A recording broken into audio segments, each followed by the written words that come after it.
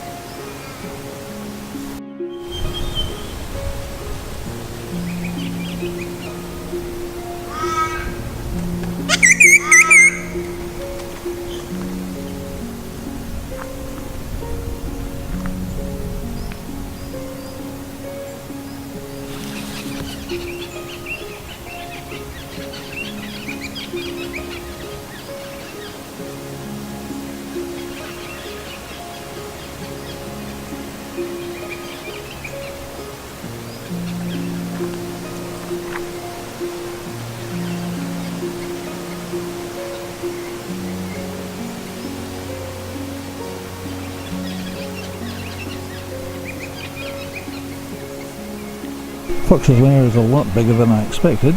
A lot of tracks to drive through here and a lot of walking tracks, so if you're down in the Narrogin area, an interesting place to come and explore.